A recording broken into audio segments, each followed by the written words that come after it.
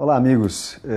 Estou aqui de novo para falar mais um pouquinho para vocês sobre política, sobre sistemas de governo e sobre as eleições brasileiras e principalmente motivado pela repercussão que teve ou que tiveram os dois vídeos que eu postei no sábado passado, antes da eleição. O primeiro deles, inclusive, me surpreendeu, teve milhares de compartilhamentos, o que me leva a crer que há muita gente interessada em se informar um pouco mais e, enfim, ouvir a minha humilde contribuição nesse assunto. Mas eu não queria ir adiante sem... Claro que a gente não agrada a todo mundo, mas há maneiras de protestar, há maneiras e maneiras, né?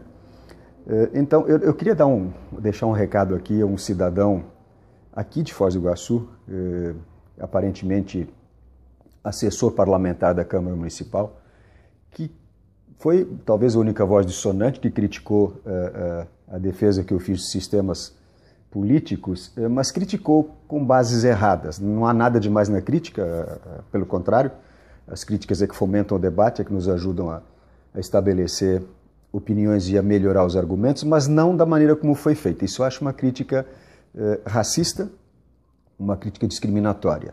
O cidadão se aproveitou do fato de eu não ser brasileiro, de eu ser português, para insinuar que eu deveria, enfim, voltar para a minha terra se não estou satisfeito e que eu, na opinião dele, não teria o direito de fazer nenhuma crítica. Então eu quero dizer a esse cidadão, assessor parlamentar da Câmara Municipal de Foz do Iguaçu, que ele precisa rever um pouquinho os conceitos, primeiro os conceitos de mundo, os conceitos de país.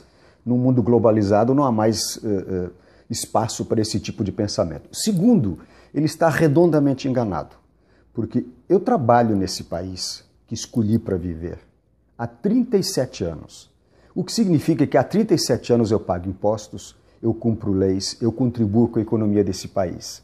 Inclusive, sendo ele assessor parlamentar, e como eu tenho empresa instalada em Foz do Iguaçu, pagando impostos municipais, em última instância, eu pago ou ajudo a pagar o salário dele. Então, seria muito legal, mas muito legal, que essas pessoas, principalmente da função pública, tivessem em mente que qualquer cidadão que obedece às leis, que contribui com a economia do país e que está em dia com as suas obrigações, é cidadão e, como tal, independentemente do que está no passaporte, tem o direito de opinar, de criticar, enfim, de dar a sua opinião. Então, meu caro amigo da Câmara Municipal de Foz do Iguaçu, quando você quiser discutir crises, comparar a crise portuguesa com a crise brasileira, estou à disposição, você tem meus contatos. Agora, não faça críticas, não vamos discutir com base naquilo que você falou, usando aqueles termos e usando aquele tipo de argumento. Porque aquele é argumento de quem não tem argumentos,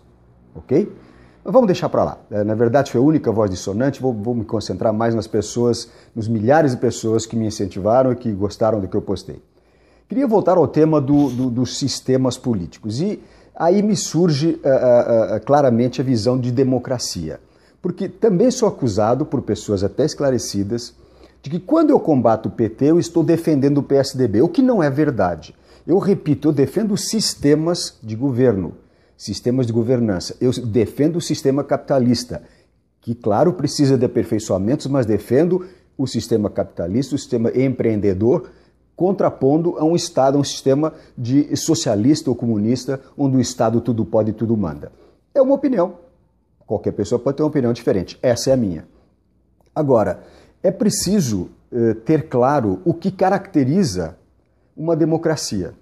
E esse é que é o verdadeiro problema, porque quando se diz que no Brasil vivemos numa democracia, aparentemente ninguém pode negar. Vamos lá, vamos aos fatos.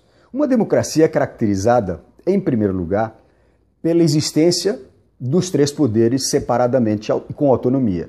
O poder judiciário, que é quem julga as leis, quem aplica as leis, que é o fiel, né? Que zela pela Constituição, pela aplicação das leis. O poder legislativo, que é o Congresso Nacional, no caso do Brasil, o Congresso, o Senado e a Câmara dos Deputados, que legislam, que fazem as leis. E o poder executivo, que é quem manda, quem executa, são os órgãos executivos, Presidência da República, ministérios, governadores, etc, etc. Do equilíbrio entre esses três poderes e principalmente da isenção entre esses três poderes é que surge a democracia. Não se pode dizer que um país é democrático só porque tem eleições livres e você vota em quem quiser, ou só porque você pode falar bem ou mal de quem você quiser. A Venezuela, por exemplo, tem eleições livres, entre aspas. Não são livres. No entanto, está longe de ser uma democracia. Então não vamos confundir as coisas. O que o PT faz, ou tenta fazer, e essa é que é minha linha de argumentação, é algo inaceitável. Primeiro, ele cerceia o poder legislativo, o poder judiciário. Haja visto a pressão que foi feita em cima do Gilmar Mendes, do Supremo Tribunal Federal, por ocasião do mensalão, as notícias mentirosas, toda aquela pressão pela absolvição dos réus que tinham, evidentemente, provas contundentes contra eles, ou seja, a interferência do Poder Executivo no Poder Judiciário, mas pior que isso, o completo domínio, a completa submissão do Poder Legislativo ao Poder Executivo. Como é que se processa isso? Exatamente por esse sistema de troca de toma lá da cá. Ou seja, como para se eleger um presidente da República precisa constituir uma base aliada, ou seja, como os brasileiros não votam em partidos, não votam em sistemas, votam em pessoas, em candidatos, em seres humanos únicos, pelo vizinho, porque conhecem, porque ouviram falar, porque lhe deu a dentadura, enfim, vamos pular essa parte. O que acontece com isso é que o governo, um sistema de governo, não tem maioria nunca. Então não pode governar sem fazer alianças com outros partidos, sem ter a base de sustentação na Câmara, no Congresso. É exatamente aí que mora o perigo. Com o sistema atual, como é que o PT tem gerido esse assunto? Como ele é obrigado a se aliar para ter mais tempo de TV, para ter aprovados os seus projetos no Congresso, é obrigado a se aliar com partidos que às vezes não têm nada a ver com a sua ideologia, são partidos que estão ali exatamente para isso, para se vender a quem está no poder, então daí surge a corrupção. Então aí o PT resolve fazer caixa 2, que não tem nada demais, segundo eles. Existem crimes maiores e crimes menores. Ou seja, matar uma pessoa com uma bala é muito menos grave, na opinião do PT, do que matar uma pessoa com 5 balas. Essa é a lógica invertida desse partido. Então o que o partido faz? O partido rouba dinheiro das empresas públicas, rouba dinheiro dos impostos, desvia dinheiro do bolso da gente para comprar aliados, para comprar esses partidecos, que nem deveriam estar lá, nem deveriam ter representação, para votar a favor dos projetos que ele entende que sejam os melhores, levando-se em consideração que o PT normalmente os projetos levam à perpetuação, ou seja, o PT exerce o poder pelo poder. Ele não está interessado com o futuro do Brasil, com o que vai ser o Brasil. Está interessado em permanecer o maior número de anos possível no poder, para poder roubar cada vez mais. E aí vem a questão do contraponto com o PSDB. Eu não defendo o PSDB. O PSDB, como qualquer outro partido, é constituído por pessoas que têm defeitos. Há escândalos, há roubos, há corrupção, há corrupção em qualquer lugar. O problema é que no governo do PT a corrupção é endêmica, ela parece um câncer que se transforma em metástase, ela abrange todo o sistema partidário, todo o sistema de governo e não tem mais espaço para a ética e para a verdade. As mentiras acabaram sendo tão repetidas que acabam se tornando verdades. Já no PSDB ou em qualquer outro partido, há um escândalo aqui, outro ali, não digo que não, mas são, até onde se sabe, que foram investigados, não era uma coisa endêmica, são coisas pontuais como acontece em qualquer outro governo. Repito, não quero com isso defender aqui sem restrições os governos do PSDB. Houve falhas, claro que houve. A questão é muito prática. O que cenário se nos coloca hoje para o segundo turno? Nós temos de um lado aquilo que nós já sabemos que é capaz de fazer. De um lado a Dilma com o PT, que nada viu, nada sabe, que está gerindo um governo com corrupção endêmica, que procura manter-se no governo pelo simples fato de manter-se no poder, com 25 mil cargos, com as estatais todas trabalhando a favor do partido e não do governo. E do outro lado temos uma dúvida. Na pior das hipóteses, o Aécio Neves é uma dúvida. Eu não sei se ele vai fazer um bom governo, mas eu sei que a Dilma não vai fazer um bom governo. E o problema aí sempre vem a argumentação de mas as questões sociais... As questões sociais, gente, as questões sociais no caso do PT são uma grande falácia. Primeiro, porque o Brasil e as classes mais necessitadas só melhoraram de vida por causa do Plano Real e não por causa do Bolsa Família, que aliás era um programa existente no governo anterior, de FHC, com outro nome. né? Mas o que colocou, o que resgatou essas pessoas para a vida de cidadania, para ter um pouco mais de cidadania, não foi a Bolsa Família, foi o Plano Real, que acabou com a inflação, que é o imposto que mais interfere, que mais pune aqueles que têm menores condições e que são mais desamparados. Então é preciso que se restabeleça a verdade nesse caso, o que é causa e o que é efeito. Eu não digo, não sou hipócrita, não sou ingênuo para dizer que o PT não fez nada de certo. Claro que fez, mas fez muito mais coisa errada. Então por que arriscar?